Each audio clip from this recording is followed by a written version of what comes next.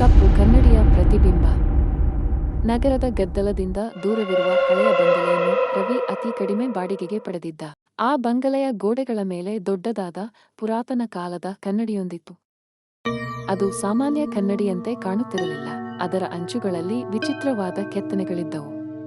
ಮೊದಲ ದಿನ ರವಿ ಕನ್ನಡಿಯ ಮುಂದೆ ನಿಂತು ಕೂದಲು ಬಾಚಿಕೊಳ್ಳುತ್ತಿದ್ದಾಗ ಅವನ ಪ್ರತಿಬಿಂಬವು ಅವನಿಗೆ ಸೆಕೆಂಡುಗಳ ಕಾಲ ತಡವಾಗಿ ಪ್ರತಿಕ್ರಿಯಿಸಿದಂತೆ ಭಾಸವಾಯಿತು. ಅವನು ಕೈ ಎತ್ತಿದ 2 ಸೆಕೆಂಡ್ ನಂತರ ಕನ್ನಡಿಯಲ್ಲಿರುವ ಅವನು ಕೈ ಎತ್ತಿದ. ಮಧ್ಯರಾತ್ರಿ ಸರಿಯಾಗಿ 12 ಗಂಟೆಗೆ ಮನೆಯೊಳಗೆ ಯಾರೂ ಇಲ್ಲದಿದ್ದರೂ ಯಾರೋ ನಗುವ ಶಬ್ದ ಕೇಳಿಸಿತು.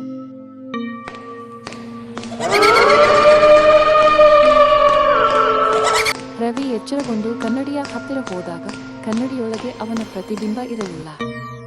ಬದಲಿಗೆ ಕಪ್ಪು ಬಟ್ಟೆ ತೊಟ್ಟ ಒಬ್ಬ ಅಪರಿಚಿತ ವ್ಯಕ್ತಿ ಅವನನ್ನೇ ದಿಟ್ಟಿಸಿ ನೋಡುತ್ತಿದ್ದ.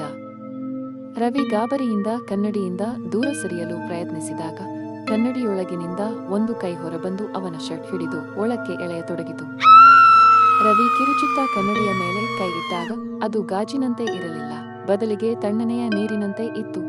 ಮರುದಿನ ಬೆಳಿಗ್ಗೆ ನೆರೆಹೊರೆಯವರು ಬಂದು ನೋಡಿದಾಗ ಮನೆ ಖಾಲಿ ಇತ್ತು. ಆದರೆ ಆ ದೊಡ್ಡ ಕನ್ನಡಿಯ ಮೇಲೆ ರವಿಯ ಬೆರಳಚ್ಚುಗಳು ಒಳಗಿನಿಂದ ಮೂಡಿದ್ದವು, ಯಾರೋ ಒಳಗೆ ಸಿಕ್ಕಿ ಹಾಕಿಕೊಂಡಂತೆ.